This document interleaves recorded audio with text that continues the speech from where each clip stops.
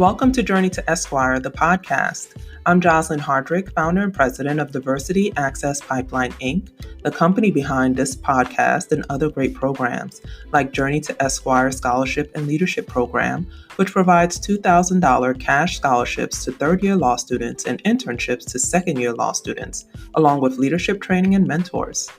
And Journey to Esquire, the blog, which provides insightful articles to help navigate you through law school and beyond. Find out more on our website, www.journeytoesquire.com.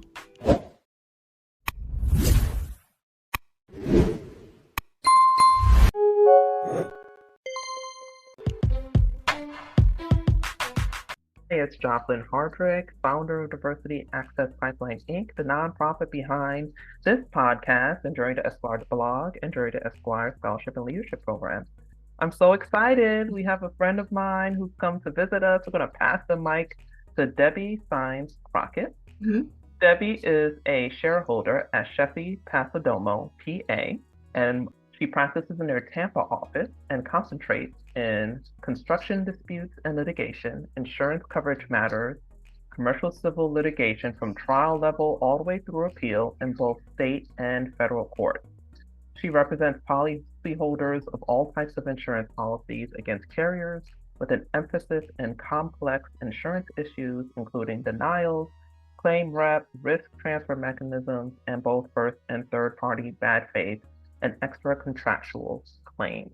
But before she was at this firm, she was an equity partner at Boyle, Gentle, Leonard, and Crockett, PA in Fort Myers. She's also really involved in bar activities, and she's the current chair of the American Bar Association, RPTE section, Property, Casualty, and Other Non-Title Insurance Committee, the current co-chair of the Florida Bar Reptile section, which is real property and estate planning and other things like that. That section's Insurance and Surety Law Committee, and she's a past chair of the Hillsborough County Bar Association Construction Law section. She's also a past co-chair of the National Asian Pacific American Bar Association Insurance Law Committee and a board member of the Asian Pacific American Bar Association of Tampa Bay, which we will be celebrating later when we talk a little bit about a recognition they had recently. Welcome, Debbie. Thank you so much. I'm so happy to be here. One of the first times we met, you mentioned that you do these podcasts, so I've been waiting patiently for the invitation. So I'm so happy to be here. Well, I'm happy we were able to get a time together because we haven't seen each other in person in a while, right? So the time goes by so quickly. It does. I know. I remember our lunch too. I was thinking fondly about it and how we just connected, and I was like, yay! I always love meeting great people in Tampa Bay and people who have similar stories as I do. So let's go back in time a little bit and hear about your journey to Esquire. Tell us why you wanted to be a lawyer. So I feel like my earliest memory of my mom saying, Debbie, what do you want to be when you grow up? And then she would name off some things. So that always felt like the limitation of choices. At the time, I didn't think it was a limitation, but she would say, do you want to be a lawyer? Do you want to be a doctor? Do you want to be an engineer? Those were my three choices, all growing up. That's what I thought my three choices were. And part of that, I think, is coming from an Asian household. I'm Korean American. And so really, my mom didn't finish second grade. So to her, those were the three things to be as a professional and being able to send her children to college and things like that. So out of those, I used to think I wanted to be a doctor. And then I realized how hard biology and chemistry and organic chem. And then I was like, oh no. And I was never, honestly, even though I'm Asian, I was never much of a math student. So I just gravitated toward political science and English and history.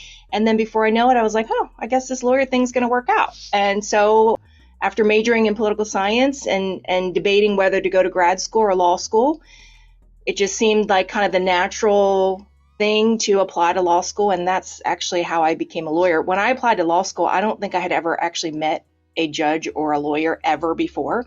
All I knew was what I watched on TV. So like LA Law, like that was my, that was what I understood. My mom loved Perry Mason. So Perry Mason, Matlock in the 80s. So that was my frame of reference. I had no idea what being a lawyer meant. Now, of course I do. Yeah. And you're a very successful lawyer, very busy, and you're really good at what you do. So that's what I meant. That's my story too, right? My mom's like lawyer, doctor. I think especially for immigrant parents who come to the US, they like concrete things. They know what lawyers do. They go to court, they file papers. They know what engineers do. They build and design. They know what doctors do. They help people when they're sick and with their health. And so it's interesting how parents plant that seed and then it just takes hold, right? It So does. yeah, and that's interesting. You said your mom did not complete second grade. You want to tell us a little more about that? Sure. My mom is now 87, and so she had me later in life, and we emigrated to the US in 1975. But growing up, my mom was the youngest of six, and she was orphaned at a very early age because, also being the youngest of six, her parents were older. And I think her mother was her father's second wife. And so once she was orphaned, by the time she was 5, she went from sister kind of to sister to brother kind of living. And so her next oldest sister is 2 years older than her. The two of them kind of stuck together. But because at that time, when my mom was very young, Japanese occupation of Korea was still in existence. So when she did have the opportunity to go to school, which was a little bit for second grade, she was forced to learn Japanese. So she never actually was formally educated in Korean. And of course, then the Korean War happens, and she hitched a ride and found an American GI, and hitched a ride and made it to the United States. And so, not that this is a podcast about immigration, but it always irks me when people say, "Oh, well, people from other countries, if they did it the legal way, if they did it the right way, then that's okay." Well, what does the right way mean to you? Does that mean finding the first available American, who you can hitch on to come to the US? Is that really the right legal way? Is that what you mean? Or is it being at the border and asking for asylum, right? Because that's a legal proper way. So, it always irks me when people say that, because they just don't understand, I think, the true immigrant experience. Yes, and I agree with you. There are a lot of ways to come into the United States. There's a lot of ways to immigrate, and there's a lot of reasons why people do it. And so, once we're here and we find these legal pathways and we try to establish ourselves, a lot of immigrants and children of immigrants do become very productive parts of the American society and been contributing here for a very long time. So I was, being transparent with you earlier, like we haven't had a lot of Asian podcast members. We've had a few, but I always want people to share their individual stories, no matter how many times someone has told some version of it, because your story is your own. So I'm so grateful that you would share that story with us. It's very touching. So now you're definitely first generation lawyer. It sounds like first generation maybe college. My older sister is first generation college, and she's a little bit older than me. But I am the first to go to any postgraduate school, right? So, and then since then, my sister's obtained a master's degree, but my sister was the first to go to college, for sure, yeah. Oh, okay. But that still counts because you're the first generation. We're looking at generations, but that is a huge accomplishment for a woman who's only had second grade education in her home country to raise two young women who are able to get advanced degrees. We're a part of a group of very few people in the world who have advanced degrees. I have to remind my students of that. Sometimes we're so caught up and surrounded by abundance and people doing well, we forget that in the world, most people don't have that access and that experience. Well, so that's very true. I remember in high school, so it was always same thing with the careers, lawyer, doctor, engineer. My mom always said, okay, so where do you want to go to college? And, there's no internet. I can't just Google colleges. And so all I know is what's local around me. And I grew up in Maryland, so no frame of reference beyond what I see. And I didn't have any, other than my older sister, nobody else to say, oh, well, you should try this college or go here. I had no idea about where any colleges or universities were. But I distinctly remember many of my friends in high school who were in classes with me and I had grown up with were not going to college. And I remember being shocked, like, well, what are you going to do with your life? Because to me, there was, again, no other option than to go to college. I didn't think or even consider anything like military, trade school, whatever, because it was always drilled into my head, you're going to college. So it was almost like I had no other choice. It seemed like the natural step for every one of my friends, my peers, but many of them didn't. Many did, but many didn't go to college. So. Yeah, so the influence of our parents, again, when they come here, they see where we're from, this is not even an option for most people. So now that it's an option, they want to plant the seed early. And so now you're in college, I'm guessing. Is that when you applied for law school? Yes. So again, debating between going to graduate school I was thinking about like public policy or international policies. Oh, I've always been interested in politics, and between that and law school. And then I thought, well, if I went master's program, it's only 2 years, but then the next thing after that is PhD. If I go just to law school, I'll be done in 3. So That's a lot of people's analysis, to be honest. As a law professor, when I talk to people, why do you want to go law? They're like, it was 3 years and I'll have a terminal degree. Like, hey, if that works for you. But as we found out, it's a tough 3 years, even though it's a shorter 3 years. So how did you decide where to apply? Because by now you have a little more information about law schools. You can't just go to the local school necessarily because you got to get into the law school. What is your application process like? I had a friend who I knew from high school who was a year older than me, and he was also applying to law school. So one of the things we were doing, I learned a lot from him because we were kind of going through it together, and he explained a lot of the things, including taking the LSAT and did a review course for LSAT and all of that. And in the application process, I only applied, well, actually I applied to, because I grew up in Maryland, the Washington, D.C. schools. And then I applied to the 2 Maryland law schools, which was University of Maryland and University of Baltimore. That's it. And even in the DC schools, it's not like I applied to Georgetown, right? I didn't have my LSAT scores. I couldn't go to Georgetown. So I applied, I think, as I recall, GW, and I forget the name of their law school. I think it's American University Law School. I forget. Anyway, so GW, I applied to, I think it's Washington, D.C. I forgot the name of it now, but at the time, they were not accredited. And so that law school, and then Maryland and University of Baltimore, and there may have been one other law school, maybe Loyola in DC. I remember I only got accepted to 2. So the one, I think it's University of DC, again, I can't remember the name, but the one in DC that was not accredited, they were waiting to be accredited. They accepted me, which now I understand they probably accepted everybody who came to their school, right? Because they were trying to get accreditation. And then University of Baltimore. At the time, and I don't know if it's different now, but at the time, and I started law school in 1996. At the time, University of Baltimore was considered the more practical school, and University of Maryland was considered the theoretical school. And actually more politicians and famous people, if you will, sort of famous, went to University of Baltimore. So I really didn't have a choice. I got accepted into that school in DC, not accredited, which I did not understand until I got accepted and got the letter that said they're not accredited, and University of Baltimore. So by default, I went to University of Baltimore. So, Okay. Yeah. So, I mean, there's still schools now that are in formation and various, issues with accreditation. And I'll let you Google that for students who are listening, like, what does that mean? Look that up because it may impact your decision the way it impacted Debbie. So now you're in law school, you're in the more practical school, as you said. What is your experience like? Do you like law school? Is it like everything you thought it would be? Is it completely different? What is it like? I think my experience going into law school right out of college with no break and no, a lot of people go get master's degree or go out and work and that kind of thing.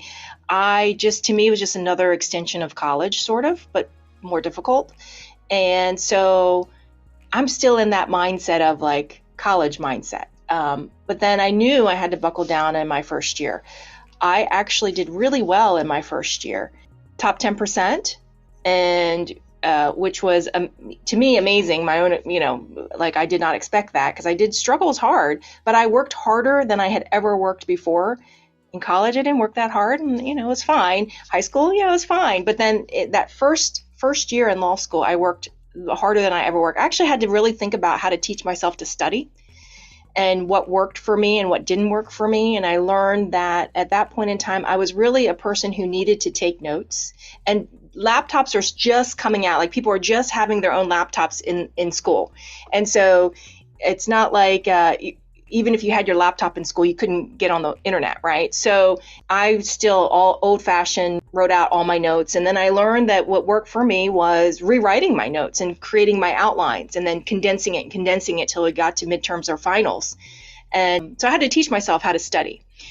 So it worked out great that first year. Then after that first year, once I made top 10%, again, ignorance. I was ignorant. I did not realize that I should have applied for law review.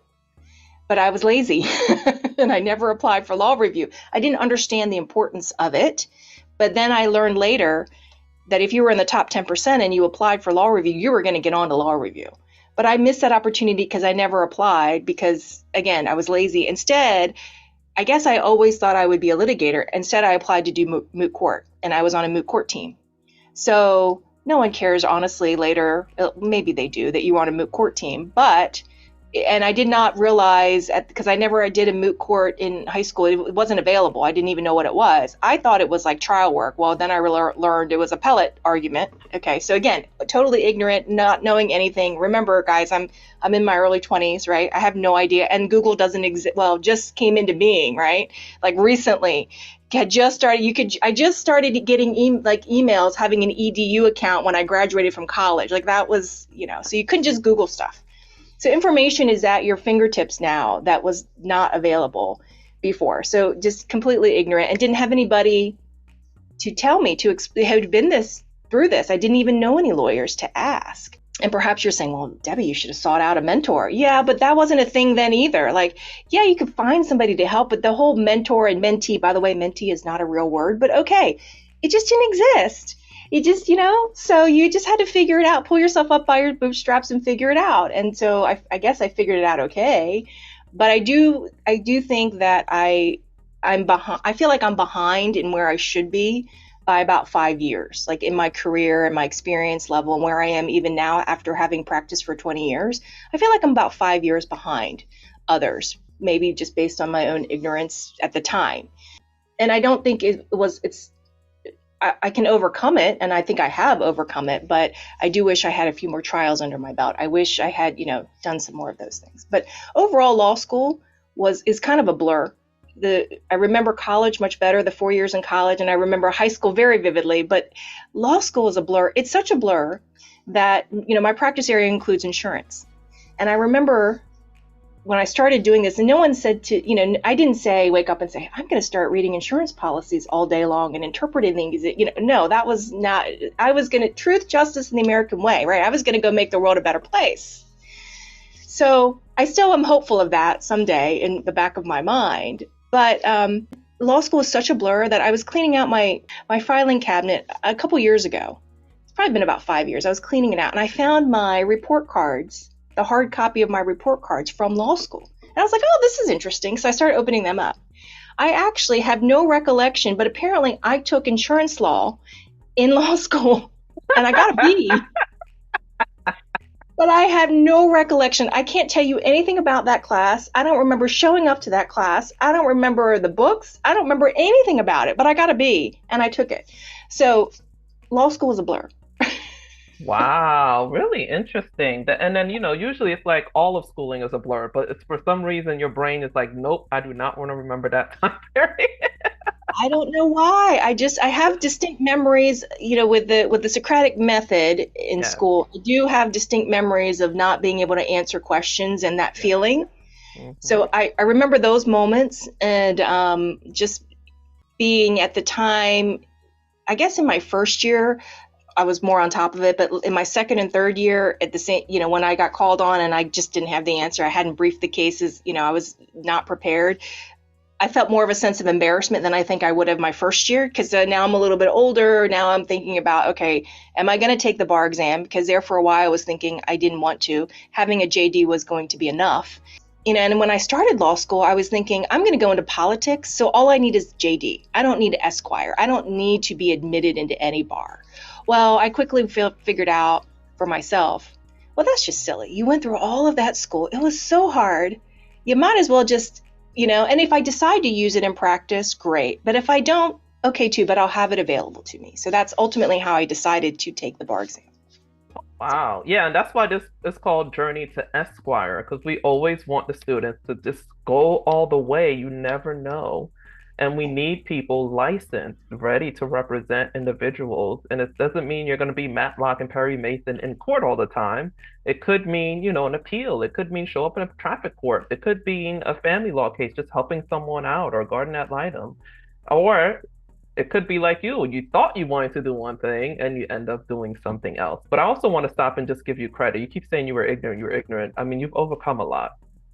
You But knew no lawyers and judges showed up to law school unaware and gotten the top 10%. So I think you should give yourself a lot more credit thank for not it's okay that you didn't know. But that's why we have programs like Journey to Esquire now to help students, especially like you. Like I went in clueless. I had to have people explain to me what law review, like what is that and why would I do extra work? right. Why would I do that? Exactly. Well, Yeah. so this program, like Journey to Esquire, I am so in awe of what you do and how you help students because such programs did not exist, right? I do remember in law school where the vendors would come to sign you up. Of course, Lexus was there and all the bar review. And then, of course, the JAG was there. But I don't remember there being any other types of vendors for any other voluntary bar associations or that kind. I didn't know those types of things existed. So, for instance, the Asian Pacific American Bar Association, APABA, the national one, the national one, which also includes Canada, came into existence I think it was in the early 90s, early to late 90s. And so remember, I started law school in 96. So now you're talking about lawyers who are getting together. They are not even really yet thinking about law students, right? So the idea that there would be a voluntary bar like that welcomes law students, one, didn't exist. And two, I don't remember any reach outs from the local bar associations either in Maryland. Now here, I know, at least in Hillsborough County, they welcome student members, right? And all of the bar associations do. And now the National Asian Pacific American Bar Association has a whole student division, of course. And they have a moot competition and all kinds of things for students. And now there is NAPOLSA, which is, and I'm not sure when they came into existence, but it's the National Asian Law Students Association. Again, no such thing existed. So taking advantage of a program and you making it available to students like Journey to Esquire to answer those questions like, how important really is law review? Do I have a chance to actually get onto law review?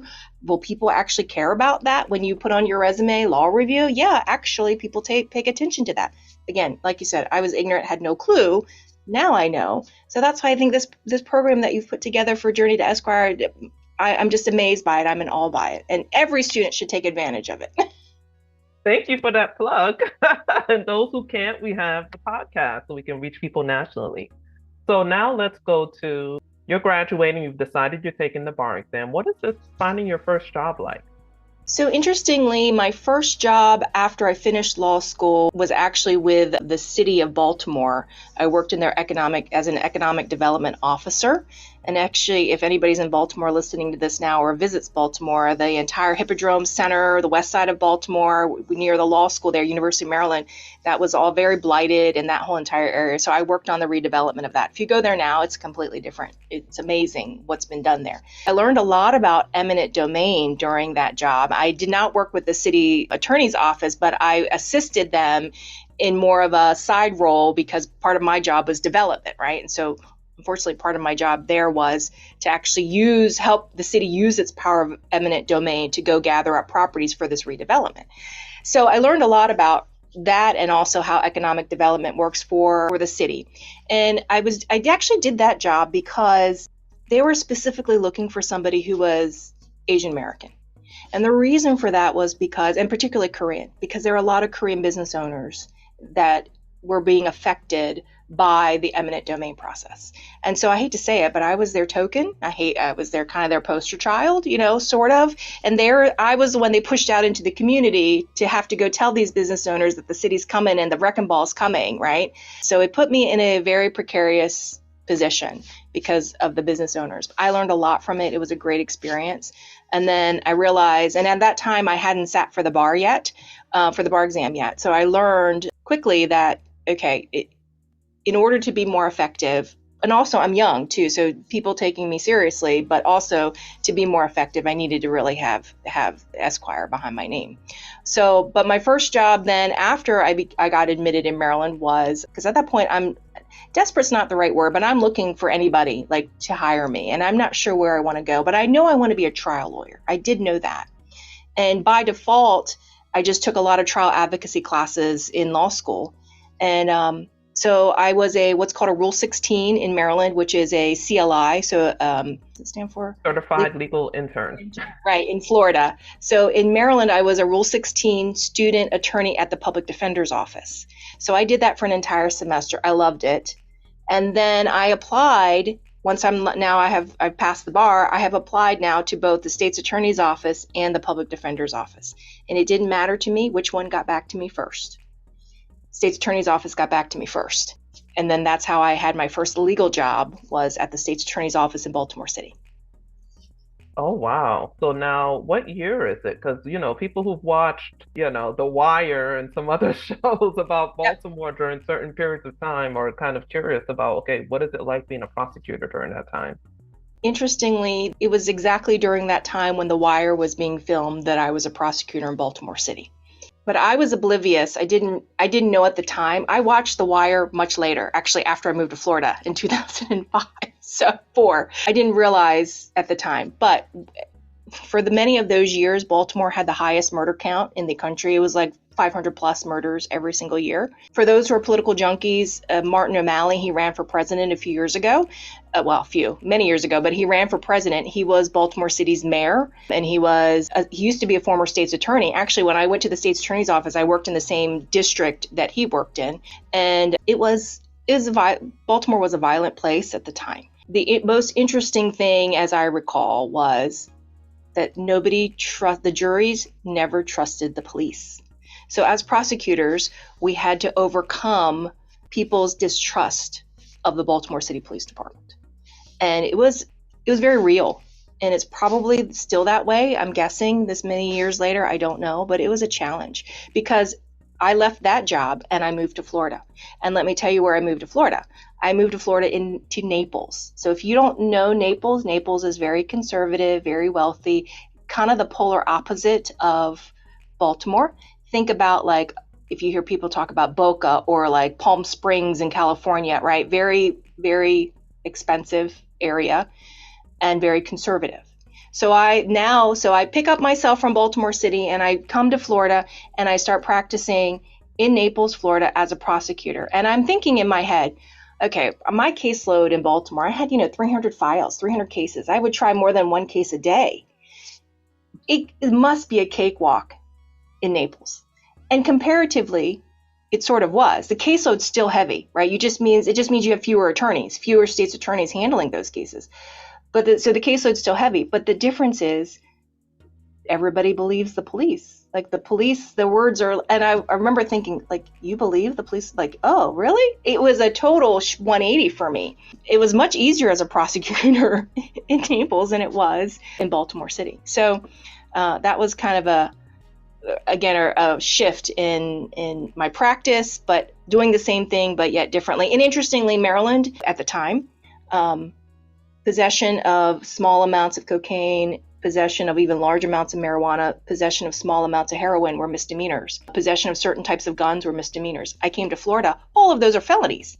So it was very shocking too, the difference in the judicial systems. Oh, yeah. And, for people who are because we have a young audience, The Wire was a TV show on HBO. You can catch it now, I think, on various streaming stations. It actually was a pretty well-produced show and well-written show, but it is about police officers investigating drug crime, and it's called The Wire because they were literally using a wire to tap these payphones. So that's how dated that is.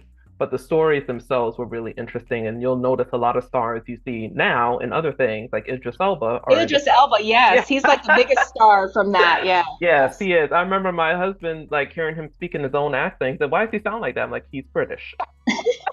He just knew him from The Wire, right, with the Baltimore accent. Yeah, and second, generally speaking, all around the country, juries tend to believe law enforcement and people in positions of authority, but then you go to certain jurisdictions where they've had a long history of poor relationships between the community and law enforcement, like LA, Detroit, Baltimore. You'll have that. But generally speaking, juries typically give a lot of credibility and credence to testimony by law enforcement. So I just want to put that out there so people kind of have some context. So I don't know if you want to go into like the move from Maryland to Florida and all the things. If not, we can move on to how you transition into your current practice area, insurance. You want to do that? Sure. So just a quick story about how I got here. My husband and I, kind of sight unseen, the only place we'd ever been was Orlando. we decided we were moving to Florida. We were both frustrated, and at the time the housing market was just like it. We sold our house and made a ton of money, and we were only there for a short time, and so we were looking at buying another house. Well, the sale fell through, and that's when we said, well, that's it. We threw our hands up and said, we're moving. We actually met a couple who had just recently moved to Naples. My husband and I were on a cruise, and our first cruise ever, and we met a couple who just recently moved from Chicago, and they told us all about Naples, and they had worked for the government, I guess the county government, and told us, oh, they were always hiring and that kind of thing. So we decided to move. Now, I was very hesitant because I didn't want to take another bar exam, and Florida has no reciprocity with any other state, and so I knew I would have to take the entire bar exam, the multi-state, and on top of that, the ethics exam was the MPRE. Maryland, you didn't have to take it at the time. Now you have to, so that's another exam I had to take and study for. So I just had to prepare myself to take another bar exam. It was dreadful. And I can't move to any other state. I can go to Maryland because I kept my license active, and I can live in Florida. Those are the only two states I can practice in. So You can actually go to DC and Texas. They will waive you in after 5 years.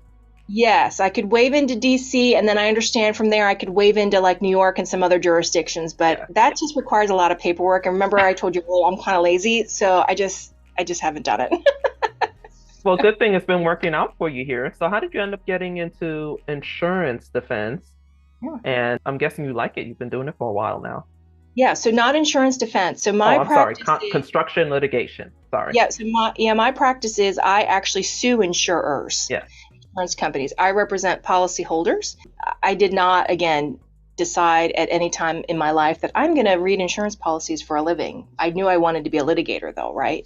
I left the state's attorney's office in Naples, frankly, because the pay was just atrocious. It was very hard to live off of a salary of state's attorneys or public defenders. And for those who do it and make it a career of it, my hat's off to them. It was just very difficult for me. And part of it is, I went to law school not to be poor, right? So I mean, let's keep it real, right? I always tell students, because I teach criminal law, so they always wonder, should I be a prosecutor or a public defender? I'm like, it's a great job right out of law school, but you really have to look at the pay and what you're trying to do with your life, because financially it may not be able to support it. So that's why I recommend doing it right out of law school. Just keep living like a law student. But yeah, most people I know who've done it loved it, but left because of the pay issues. yes, I loved it. I would, if they paid enough, I would go back and be a prosecutor now. In fact, I thought about trying to become a federal prosecutor or even a federal public defender. Even though I've worked as a prosecutor, I have no problem being a public defender, and people ask me a lot about that. And just really quick, for me, I have the same issue in civil practice, depending on what hat I'm wearing, which client I'm representing. And not that I'm arguing out of both sides of my mouth. That's not it. It's just a different perspective. And then on the defense side in criminal, it's not about whether the person, to me, it's not about whether the person did it or not. It's about making sure the government doesn't run rampant over you and impinge on your rights and your freedoms that we all have as Americans. So that's what being a criminal defense attorney is for me. If the pay were better, I would be doing it still. I would have never left. I love being in court. In fact, as a civil litigator, that's what I miss, because 99% of cases settle. And so what I miss the most is being in court, 4 days a week, being ready to try cases, picking juries. The last trial I had was a year and a half ago, 2 years ago. And it was great. I mean, I remember the closing argument, like in my head, it's such I really enjoy it. I know some people like jumping out of airplanes and that kind of thing. Going to trial, that's the adrenaline that I really enjoy, being in front of a jury. And because every time you have an argument with somebody, let's say your friend or your spouse, and you want to convince them you're right. And here it is, you have proof pudding that you were right. You convinced these jurors that you were right, and they found for your client. There is no better feeling to me as an attorney and litigator than that feeling, because now they've said I'm right, which I wish my husband would do more, right? I'm right. Look, proof. I'm right. So I know every wife everywhere is like, yes. Someone to pick my side and say I was right. Right. I can't convince my husband, but I've convinced these jurors, these complete strangers, that I'm right. So there's no better feeling than that. I love that so much. I transitioned, I guess, from criminal because again, I needed to find a job that paid better money, and that actually had a trajectory too. Because a lot of people are in the state's attorney's office and public defenders, let's face it, because they want to be judges. I don't want to be a judge. That's not my personal aspiration or goal. So I started working actually as a temp, and when I say a temp, literally a temp receptionist, because I'm trying to figure out where to be. I left the state's attorney's office without any other job. The pay was so bad. I was making more as a temp, answering the phones as a receptionist. So I was working with a headhunter, and I said, well, let me just go check out some of these offices. And I was, again, in the Southwest Florida area, so anywhere from Fort Myers to Naples. And I just bought a house, and the commute between Naples and Fort Myers was kind of tough. I had moved to the Fort Myers area. So I found this law firm, which at the time was looking for a receptionist. So I came in and I answered their phones for, I don't know, their receptionist had gone out on maternity leave. I didn't tell anybody I was a lawyer. I didn't tell anybody that I was licensed. I just answered the phones. And I did that for a few months. And then they offered me a permanent position as a receptionist because I'm really good at being a receptionist. And I said, I have to decline. And they're like, why? And I said, well, I'm actually a lawyer. And they're like, what? And so I explained the whole story, kind of what I explained to you, right? Like, I just needed to figure out where I wanted to be and what I was doing. And I didn't know what civil practice area I wanted to be in, other than I knew I wanted to litigate. I didn't even really understand at that time the difference between, because fast forward now, I'm 30. I didn't really understand the difference between like insurance defense and plaintiff work. Like, I don't know. I do know I'm not interested in family law.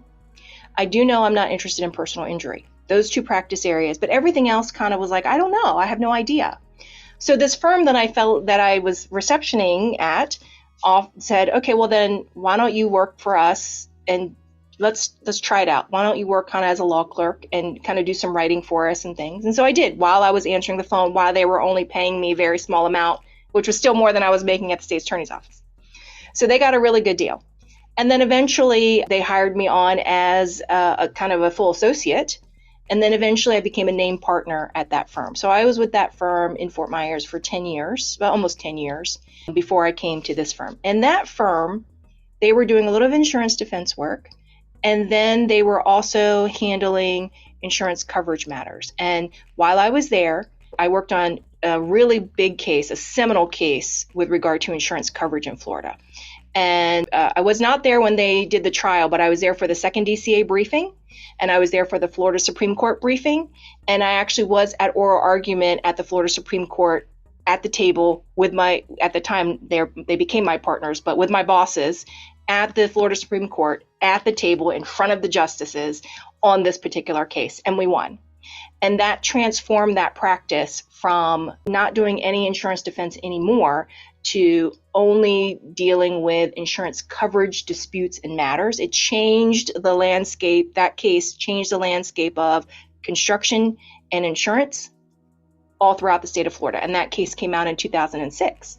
So once that firm's focus changed, it caused me to change because I was working there. So by default, I started doing insurance coverage, disputes, bad faith matters, suing insurance companies, right? That was what we did there. And that's what I still do today. Oh, very nice. So sometimes you could just, stumble into a practice area and it could just be things completely out of your control. But if you lean into it, it can really work out. Well, and that's what happened. I leaned into it. And once I leaned into it, I quickly realized people will start asking you because you know about it. Yeah. You're considered the specialist. So it happens on a small scale. So let's say in your firm, you're working as a law clerk or you come in as associate and you're asked to do research. And this actually happened to me to do some research about how, let's say, some doctrine works. Like, tell me all about the tipsy coachman doctrine. If you don't know what that is, you guys can Google it. Tipsy coachman doctrine. Debbie, go figure out everything you know about and tell us all about it. How does it work? What do you do? When does it apply? And then all of a sudden, every time that issue comes up in your firm, they will come to you and say, hey, Debbie knows this. She's done this before. She can help you with that. And then within your firm, you become a sort of go-to person for that particular subject matter, right? It's very nuancey. It's very small, but it may come up again. So then that's what happened with my practice too, is that, okay, now with regard to insurance, and particularly for so hurricane claims, those types of things, but also construction. you become known basically as a specialist, even though you're not board certified, but it's such a nuanced area of the law, people come to you and ask you about these things.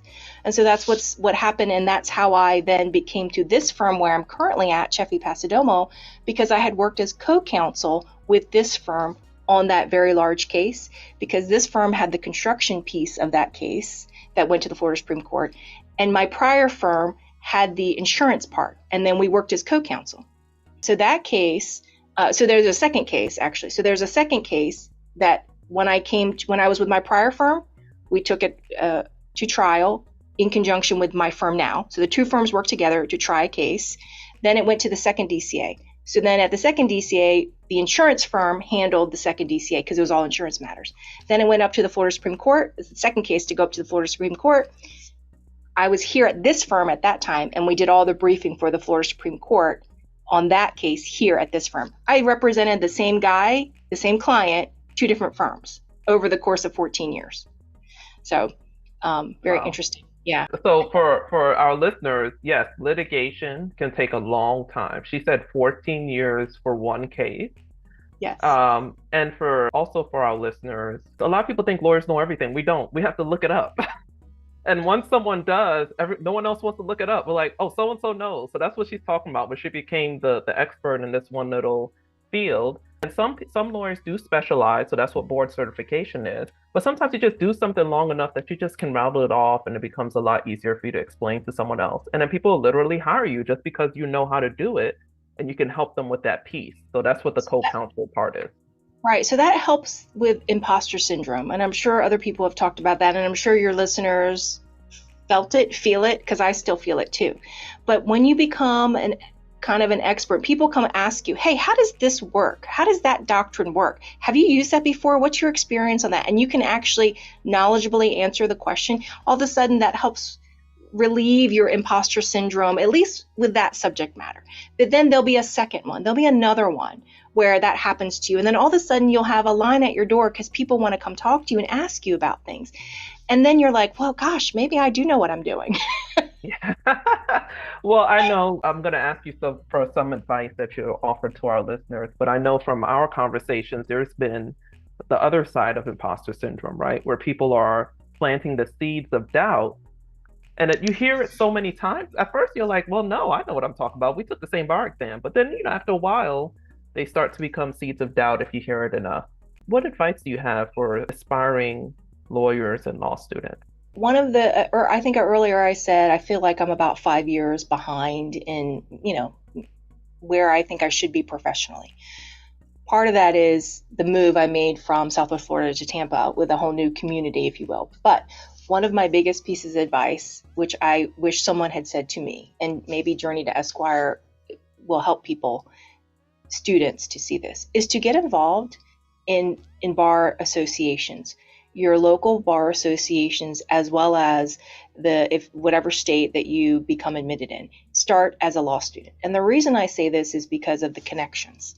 I just told you the story about how I was co-counsel with my current firm, which led to me getting a job and being a partner in this new law firm where I've been now for 10 years. But in this law firm, it's all based on connections. And so I'm a firm believer in, I'm going to introduce you, Bob, to Joe, right? And maybe something will come of that introduction. It might not be in 5 minutes or a year, but it might be 2 years down the road. And then maybe Bob will refer Joe some really big case, right? And that helps both of them. So I'm a big believer in connecting people, even if it's not for my own benefit, but the way you do that is going out and meeting people in your bar associations, and particularly people in practice areas that are nothing like yours, because you need to refer clients who are looking for that need. If somebody came to me for a divorce, I need to know some really good family law attorneys to whom I can refer this potential client. And by the way, this client is important to me. They're a good client of mine. So I'm going to refer them to somebody who's good and that I trust, right? So I need to figure out who those people are. So that's how you do that, is by meeting people. And you get to meet people in bar associations, not only to refer them, but also, in the construction bar, for instance, there are many attorneys that I litigate against all the time. I have multiple cases against the same attorneys, but because I know them on a social level, I can pick up the phone more easily and say, hey, Diane, let's do this. Do you mind if we do this?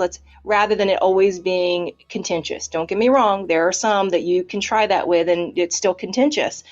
So those types of relationships you can foster through the bar associations, whether it's first at the local level, then at the state level, and then voluntary bar associations, affinity bars, which, there are so many, like the Women's Bar Association, of course, would be an affinity bar.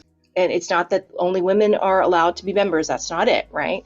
So those things are very important that I wish I had known earlier in my career and I could have gotten involved in those, because I'm making up for lost time. You read the different committees that I chair. And the ABA too, very, very large. Your state bar associations are very large. So if you start small with the young lawyer section and get to meet people, your peers, that's how you grow. And then those peers become leadership in other committees over the years, and you get to know them, and maybe even becomes a judge or Florida bar president or your state bar president or national organization president. And you get to say, oh, I know so-and-so, right? We're good friends. So that's one of my biggest pieces of advice to young lawyers. I know it's stressful to go to events, happy hours. You just need to come up and be brave and say, hey, I'm Debbie. I go to University of wherever. I'm a third year. No attorney that you introduce yourself to like that is going to turn your way. They can't wait to tell you their experience and their stories. They're going to welcome that. If you see somebody standing alone in a happy hour, go right up to him and say, hey, I don't know anybody here either. My name's Debbie. I'm getting ready to graduate, that kind of thing. Don't be afraid. I tell my law students, I'm like, the lawyers love law students. People email me all the time, please send your students to this event. And the nice thing is it's not just happy hours now. There's volunteer opportunities, there's family gatherings, and like APABA of Tampa Bay is having its family picnic soon and had some great news recently. You want to share it with our listeners? Yeah, so our affiliate organization, the Asian Pacific American Bar Association of Tampa Bay, was recently recognized by the National Association as Small Affiliate of the Year, and so we won an award for that. So we're very proud of that, and it's a pretty big accomplishment when you think the National Asian Pacific American Bar Association has over, I think the last count was 50,000 attorneys and law students and judges throughout the country. So pretty big achievement. And we're up against some really big cities, LA, Chicago, New York, and the Asian Pacific American first population in Florida. But also then when you say, okay, now attorneys, very small group. So we're very proud of it. Yeah, and it's a great organization. Just like Debbie said, the Women's Lawyers Group is not just for women. I'm a member of APABA. I've been a member for a long time. I always recruit the students to be members, and they're very welcoming. They are a great group of folks, very non-pretentious, which is nice. And for those of you who may feel shy or overwhelmed by bigger organizations, starting with a small one is a great place to start, because then you kind of get to know everyone. And any last words for our listeners before we sign off? I think my last piece of advice for a new associate, so if you're getting a new job as a law clerk or an associate, is you may not know the law, but one thing you can know without having a law degree is you can know all the facts. You can figure out, okay, well, this is what happened.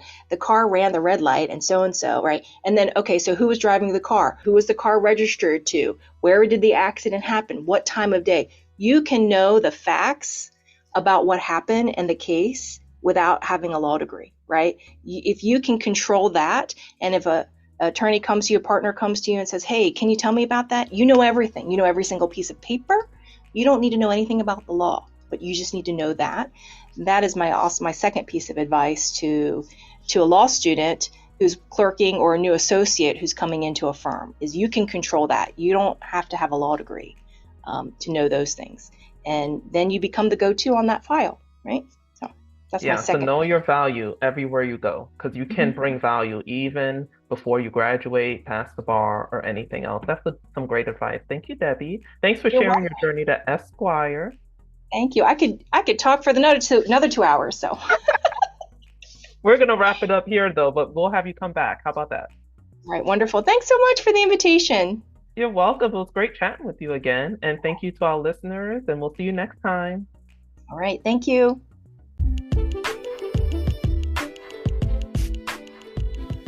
Thanks for tuning in to another great episode of Journey to Esquire, the podcast. Support, share, subscribe.